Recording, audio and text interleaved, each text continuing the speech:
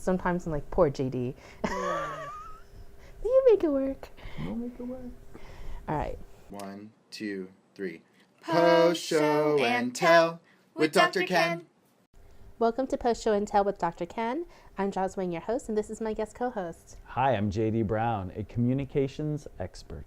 So in this episode, meeting Molly's boyfriend, there's a lot going on, but really it's about meeting Molly's boyfriend. It is. I mean, the episode is about meeting Sean, as you said, Molly's boyfriend, and Dave, who just totally gets fascinated and really, is drawn to Sean, and maybe like older brother, just really kind of, has that kind of relationship. But Ken and Allison suspect Sean of cheating on Molly, and so they try and confront him very gently, but of course Allison just blurts out like "cheater!" So that does not go well. But it backfires, right? It totally backfires because it actually is Molly was the one cheating on Sean, which kind of strangely mirrors Allison and Ken's original story when Allison was kind of seeing someone still whenever she started dating Ken, and so his whole origin story is kind of rewritten in his head, which is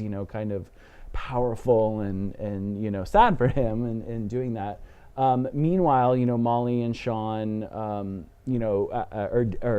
Dave actually takes the breakup really hard, and it affects everybody. But in the end, it all comes together and everybody makes up. There's just so much going on in this episode about relationships. I mean, I think early on we were talking about, we have a teenager on the show, like we're going to see if she's going to start dating. So she is. And now we're really getting to explore the characters in this aspect. But I think we get so connected to the characters that we see on TV, and you get invested, even though in this episode we're just meeting Sean, but you really get invested in some of these relationships. Sure, and I mean that goes, you have these stories and these people who become like family members to you really almost, and how you deal and your coping mechanisms for that. I think of, you may have some as well, but like Ross and Rachel from Friends. I mean, that was huge, that whole we're taking a break and then them getting back together and then the big breakup, and that's like really powerful stuff when like you're watching them and you have to, and at the time Friends was on, at least when we watched it when it was on TV itself, you had to wait until next week to find that episode. So every week you were just waiting and waiting and waiting to, see what happened. I mean, for me, one of my favorite TV romances was it's on Frasier with Niles and Daphne. Yeah. But for most of the run of the show, it was Niles in love with Daphne and she not having any idea. Right. Which was part of the fun and the the mystery of it all. Sure. But when they did start to become a couple, then you're just like, oh my God, it has to work, because then you just can't imagine Niles is heartbreaking. Right. Or the Wonder Years. I mean, little Winnie Cooper, and I mean how you just always were like, come on, it's got to be time. But Saved by the Bell. Oh, and Saved by the Bell. I mean, who did not want Zach and Kelly to end up together for the rest of their life with Saved by the Bell reunion 50 years later, with them having like 400 kids or whatever? Like, who didn't want that? So time will tell if Molly and Sean are that kind of couple. I don't know. It's too early to tell. Yeah, teenage love. I mean, you got any stories about teenage love? I don't know. Like, I think when you're a teenager, everything is just so heightened, Yeah. right? Yeah. Like love now, not that it's like less interesting, but it's just like you have more of a perspective on life in general. So it's generally not so all consuming like it is when you're a teenager, right? Yeah, I mean, teenage love is, similar to teenage angst. It just like the polar opposites are just so dramatic, compared to what they are maybe nowadays when you have a more realistic expectation and picture of what life is and love is, and it's never as cut and dry as it seems to be. I don't know, we were talking about like couples getting together, but like the breakup is so hard. Like whether you're an adult or as a teenager, I think when something ends, no matter if a relationship is good or bad, when something ends, it's like it marks like kind of like that chapter ending. Yeah. And I think a lot of people cope in for a breakup in different ways. Sure.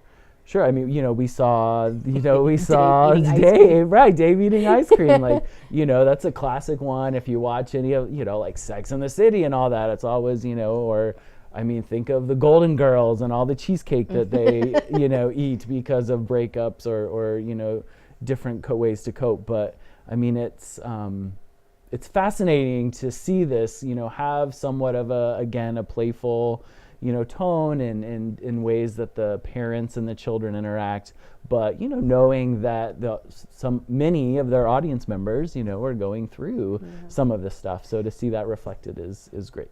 I mean, not to say that I'm sure there are people who are happy to break up, but not all breakups are sad. No. And I think sometimes like a relationship will end and like you might just be ready for it to be over and you're just ready to move on. But what sometimes is hard about that is if you're on the outside of that relationship, even like a close sibling or something like that, like, and you still really like that person, how does that relationship has changed, but your relationship now has to change. Like you are forced for that to change. And it doesn't necessarily mean that it has to end, but it has to now be different than.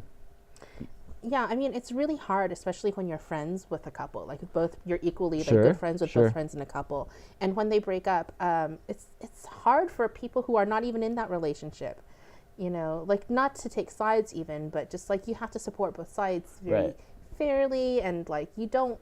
For me, I always say I love you together and I love you apart. Right. In that situation, but it's hard for people who aren't even part of that relationship. Sure. We had a chance to catch up with Albert Tsai on set. In the episode Meeting Molly's Boyfriend, it turns out that Dave actually is treating Sean like his own boyfriend too, or has a little bit of a crush on him too. Yeah. So he's basically treating Sean as like his new best friend. Right. Yeah. So when Sean and Molly get into a little bit of a fight about the whole cheating part of things, Dave treats the breakup as his own. I think that was one of my favorite parts of the show, was seeing Dave's reaction to what was going on of a relationship that really didn't have anything to do with him, but it did too. Yeah. He treated it as like losing his best friend. And he did things that you would think Molly would do, but he ended up doing. Like there was this one part where he took a tub of ice cream from the fridge and a spoon and said, "I'll be in bed." We also had a chance to talk to Suzy Nakamura on set. I've actually been waiting for the chance to start seeing Molly and her in dating scenarios. Because we know she's popular, we know she has friends, so at some point she was going to have to have a boyfriend, and we got Sean who comes into the picture. There's so much that happens in this episode because it's not just what's happening between Molly and Sean, and even with Dave and Sean, which is really funny too. But to me, like the big thing was when Ken and Allison are in the bedroom and talking about, well, was there any overlap? Yeah, their origin story, as he calls it. But origin stories are pretty important. Now we've already learned how they got engaged, but now we're going back even further, right, to when they actually met. And I think that's really a lot of fun. One of the things that I think is really cool about that scene is that they talk about Billy Tanaka. Yes, which is referenced in an earlier episode. And I know I was going to say for the Halloween episode. Yeah, his name has come up twice. Now we haven't seen Billy Tanaka yet, but what do we find out about him? That he's like a multi-gazillionaire. Yeah. And he's really good looking. And he's like a CrossFit. He's a CrossFit. So maniac. basically, we know that in the past, Allison has dated Kevin O'Connell, Yeah. who looks like, or who is William Lee, and now we got this Billy Tanaka. I love that Allison has had a past. That's not just Ken. We all have past, but I love the idea that these characters like dated other people, but they ended up together. And what the conflict for that episode is that Ken's character like lives in the past, even though they're married, they're happy, they have kids. He thinks that their origin story is tainted in some way or marred, and Allison's like, who cares? But I also love about Allison in this episode. We also see a very sentimental side of her when the box of stuff comes out, right? And we obviously she's loving and she cares, but that sentimental side of things I haven't seen yet, and so I thought that was really sweet. That's a warm side of Allison, you know, where she kept everything from their first date, you know, in this box, and brings it and has kept it for 20 years basically, and not shown him. So I love that. Are we allowed to keep going? I don't know. Until we get yelled at, keep going. Okay. Yeah, we're talking softly. Yeah.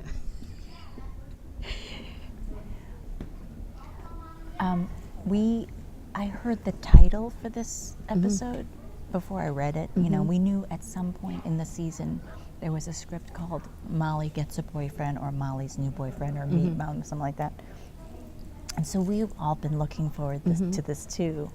And I thought they cast such a wonderful actor to play her boyfriend Sean, who is so sweet. Yeah, He's sweet. and he seemed to have a sense of humor, and he handled meeting, you know, Molly's dad Ken very well.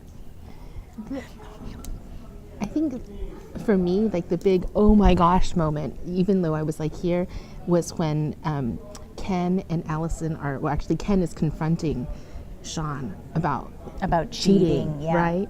And it turns out, oh my gosh, and people have already seen this, it's Molly, and everybody is floored. Yeah. And I think like the reaction from Allison is actually my favorite. It's like, oh my god, what is it came out. It just First of all, her outburst was like to call him out on it, which is, you know, as a doctor, and she's already said we can't. We don't want to do this. Yeah. But then sort of like this sort of shock that, you know, it wasn't him after all, it was her own daughter. This is real behind the scenes. That was such a wonderful episode. And then when we shot the flashback for their date or whatever, they dressed Ken in sort of like this 90s grunge look, not grunge, but he had a flannel tied around his waist and a baseball cap backward. Right. And they took my hair, which I don't have bangs, they took my hair and they kind of, from the back, and put it in front, like to make bangs. So is that what they did? Yeah. It's not a wig. Not a wig. And then they put a hat on, like a blossom, kind of hat. And then sort of those rayon dresses, the flowered dresses. That's right. That they sold at the Gap. So that was our 90s uniform. It was really fun to shoot the stills for that, for the flashback. I don't know how much they showed, but that's the kind of fun stuff that, you know, it was like, what, 20 years ago when Allison and Ken were dating. So I found it very interesting to watch Ken and Allison kind of maneuver their origin story and how, you know, because sometimes those match up perfectly. Sometimes a couple, you know, have their anecdotes and, you know, you hear it over and over at parties and it matches up perfectly. But then there's sometimes that it doesn't, and sometimes you know that instantly that it doesn't, and or it kind of, you know, eventually morphs into this story that, you know, is like, wait, that's not our origin story, and so it's so like what we saw with them was, you know, kind of that maneuvering on what actually was their origin story. I found that very fascinating, you know, as part of the storyline this week. Yeah, well, like over time, you know, couples do sometimes have their stories match, but I've heard your origin story a couple of times in a couple of different ways, for the record. Well, there's the right way, which is mine, that, you know, Eric and I were at an event and we were like dressing, or, you know, we were prepping for this event and we were dressing this table and, you know, putting the tablecloth on, and I was like, oh, I really hate seeing the seam because it was right in front. So Eric was like, yeah, but what are you going to do? It's just there. And I was like, no, watch this. And I was like kind of showing off my event planning expertise, and then the seam went away because I magically pinned it from behind or whatever. And I was like, great, he's totally into me. Who cares about a seam, you know? And he claims that he actually does care about a tablecloth seam. And so our stories never match up, and they haven't from day one, and we've known that. And so there's the right version, and then there's the one that you've probably heard from him, which is false. Well, I think that it's adorable that you guys have this origin story that you lightly and cheerfully bicker over. But I think, like, you know, as I think about TV shows and how couples get together, like, that's actually a big deal, is how does a couple get together, especially on a TV show. Sure. So I want to know, like, what couples on TV are your favorites, and have you learned anything from them? Why don't you let us know in the comments? Tweet at us at Post Show and Tell, like us, thumbs up us, subscribe to us, and thank you so much, JD, for joining us. Well, thanks for having me. See you next time. Bye-bye.